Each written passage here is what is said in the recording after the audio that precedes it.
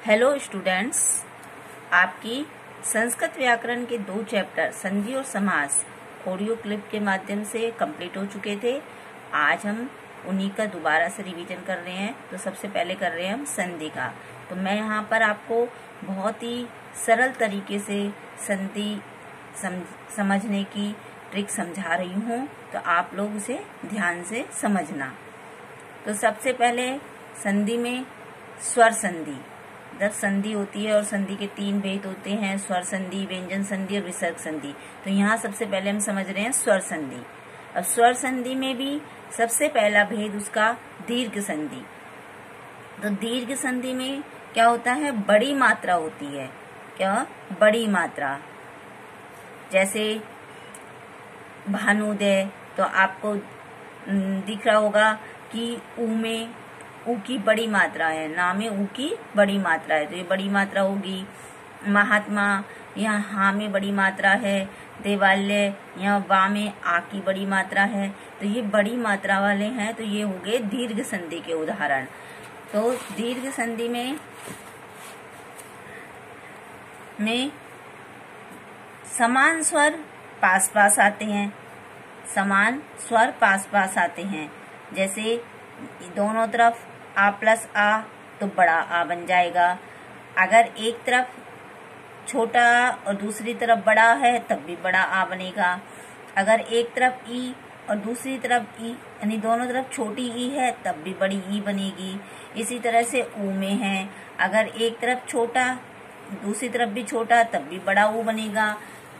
और अगर दोनों तरफ बड़े हैं, तब भी बड़ा ऊ बनेगा। इसी तरह से री में है। तो ये क्या हो गए, समान स्वर हो गए। और जब समान स्वर पास पास आ रहे हैं, तो उनसे बड़ी मात्रा बनती है, तो वो होती है दीर्घ संधि।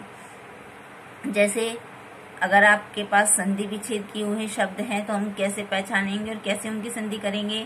जैसे है रस प्लस आयन, तो यहाँ पर पहले हम इस अंतिम वर्ण का वर्ण विच्छेद करते हैं। तो सा में सा जो व्यंजन है, तो व्यंजन में हलंत लगा होता है, क्योंकि व्यंजन आधे होते हैं। तो इस व्यंजन में कौन सा स्वर छुपा हुआ है, आ। तो से में हलंत प्लस आ, तो इसका आ और अंतिम वर्ण क्या है, अंतिम पद का पहला वर्ण क्या है, आ। तो आ प्लस आ, तो बन गया रसायन। इसी तरह से पर प्लस आधीन, पराधीन, तो ये हो गई दीर्घ संधि। अब है दूसरी गुण संधि। गुण संधि, तो गुण संधि की पहचान मैं पहले भी बता चुकी हूँ और बार बार बताती हूँ। गुण संधि की पहचान होती है एक मात्रा। एक मात्रा यानी ए की एक मात्रा और ओ की एक मात्रा। जो ए की एक मात्रा होती है, ए होता है, उसे हम इस तरह से मात्रा में देखते हैं। और जो ओ होता है, उसे हम इस तरह से मात्रा में देखते हैं। तो जैसे महेंद्र, ऊपर दिख गई हमें एक मात्रा। नरेश एक मात्रा। महोदय, यहाँ ओ की मात्रा। तो ये हो गए गुण संधि के उदाहरण, यानी कि एक मात्रा। तो ये है कि जब किसी शब्द में ए की मात्रा और ओ की मात्रा मिलेगी, तो हम समझेंगे कि ये गुण संधि है। यानी ए की एक मात्रा और ओ की भी ऊपर एक मात्रा ये मिलेगी, तो हम समझेंगे गुण संधि है।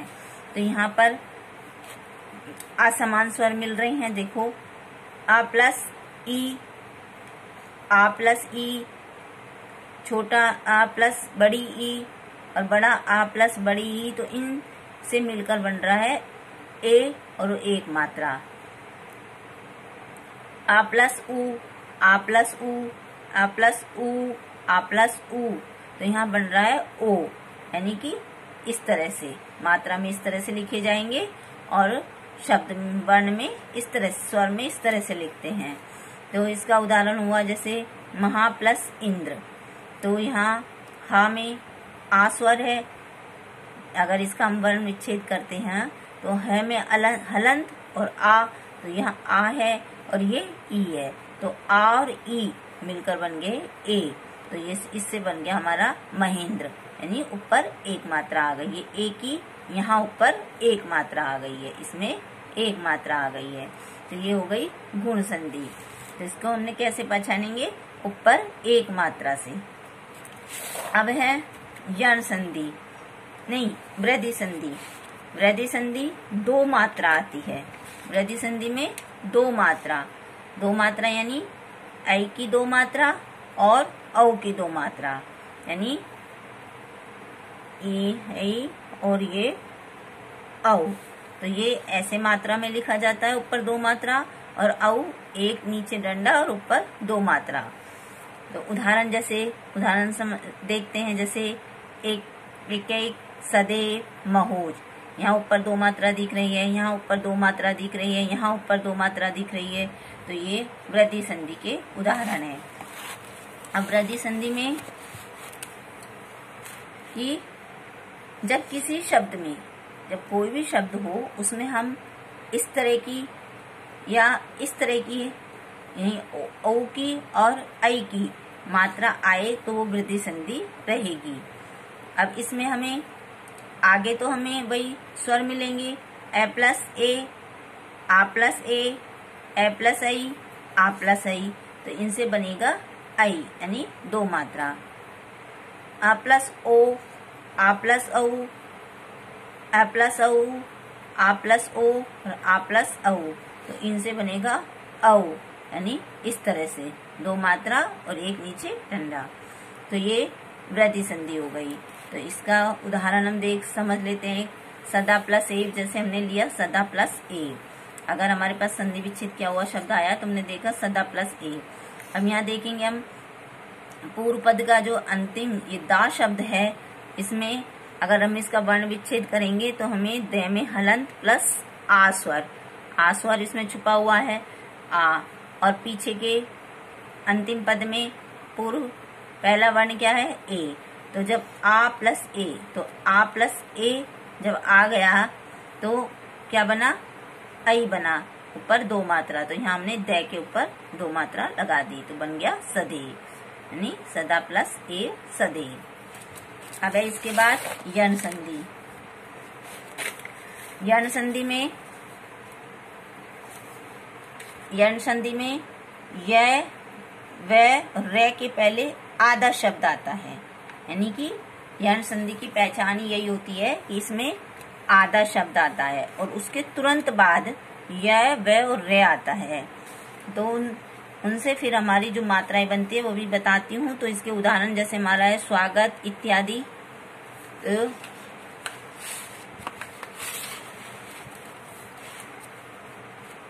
कि जब किसी भी शब्द में आधा अक्षर आए और उसके पीछे व ये और रे आए तो वैसे तो बन जाएगी हमारी ऊ की मात्रा, ये से बन जाएगी हमारी ई की मात्रा, वैसे तो क्या बनेगी?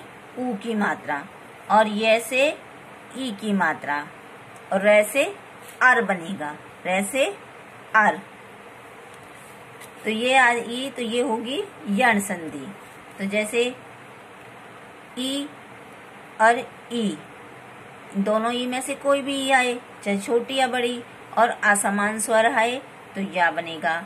अगर दोनों ऊ में से कोई भी ऊ आए, बड़ा ऊ या छोटा ऊ, तो असमान स्वर, बाद में असमान स्वर आए तो वा बनेगा। री प्लस असमान स्वर आए तो रा बनेगा। तो ये है यण संधि। तो एक उदाहरण देखते हैं, जैसे नी प्लस उन, है ना। मैं यहाँ पर मैं संधि विच्छेद किए हुए शब्दों से बता रही हूँ। जैसे नी प्लस उन ये शब्द है, तो हमें कैसे पता चलेगा कि ये यण संधि है और हमें ये यण संधि करनी है। तो नी में ई की मात्रा है, तो ई की मात्रा है और पीछे क्या है? ऊ, तो ई प्लस ऊ। तो यहाँ से ई प्लस ऊ से क्या बनेगा? य। ई प्लस ऊ से क्या बन रहा है? ये बन रहा है। तो इस अभी पहले बताया था, अभी बताया है कि इसमें आधा अक्षर होता है, तो फिर हम ने को आधा करके लिखेंगे और ई से हमारा य बना तो ये लिखेंगे और इस ऊ को हम इसमें ये में मात्रा के रूप में लगाएंगे। तो ने तो बना नयून, नी प्लस उन का बना नयून। ये हो गई यण संधि। अब है अयादि संधि। अयादि संधि, अयादि संधि में ए, ऐ, ओ, औ की मात्रा नहीं आती है। ये चारों मात्राएं नहीं आती है। जो हमारी वृद्धि संधि में और इसमें आई है, ये इसमें नहीं आती है। यानी कि ये मात्रा, ये ए की मात्रा, ये ऐ की मात्रा, ये ओ की मात्रा, ये औ की मात्रा, ये नहीं आती है। और इसमें अधिकतम 3 अक्षर का शब्द आता है, यानी 3 अक्षरों वाला शब्द होता है और कोई मात्रा नहीं होती। जैसे पवन है, नयन है, धावक है, नायक है, चैन है, नायिका है, गायिका है। तो ये इनमें ऐसी कोई मात्रा नजर नहीं आ रही है। तो जब ए, ऐ, ओ, औ के बाद भिन्न स्वर आए तो वह क्रमशः अ, आय, अव और आव हो जाता है। यानी कि ए प्लस भिन्न स्वर आय बनेगा, ऐ प्लस भिन्न स्वर आय बनेगा, ओ प्लस भिन्न स्वर आव बनेगा और औ प्लस भिन्न स्वर आव बनेगा। यानी कि ये मात्राएं तो हमें ऊपर नजर नहीं आएंगी। अब उदाहरण में हम लेते हैं, यानी शब्द में हमें ये मात्राएं नजर नहीं आएंगी, ये मात्राएं शब्द में नहीं रहेगी। लेकिन जब संधि विच्छेद किया हुआ शब्द रहेगा, जैसे इस तरह से ने प्लस अन है, यानी ने प्लस अन, तो ने में जो ये ऊपर मात्रा है ए, तो यहाँ पर देखा है ए के बाद में कोई भी भिन्न स्वर है तो अय बना, तो ए प्लस आ से आय बना। और अय हम यहाँ पर इस मात्रा को हटा के ने के बाद अय जोड़ेंगे तो ये बना नयन। इसी तरह से पो प्लस अन, तो पो से यहाँ पो में ओ है तो ओ और पीछे वाला भिन्न स्वर है तो आ, तो दोनों से मिलकर बना आव, तो बना पवन। तो ये हो गई अयादि संधि। अयादि संधि यानी कि हमें जब हमारे पास शब्द रहेगा उसमें हमें ये मात्राएं नजर नहीं आएगी। संधि विच्छेद किया हुआ शब्द रहेगा तो उसमें हमें ये मात्राएं नजर आएंगी, मतलब ये मात्राएं दिखाई देंगी। तो हमें देखना है, अगर ए की मात्रा है तो आय बनेगा, ऐ की मात्रा है तो आय बनेगा, ओ की मात्रा है तो औ बनेगा और औ की मात्रा है तो आव बनेगा। तो ये होगी हमारी अयादि संधि यानी स्वर संधि। अब इसके बाद हम अगली क्लास में व्यंजन संधि की समझाऊंगी। धन्यवाद।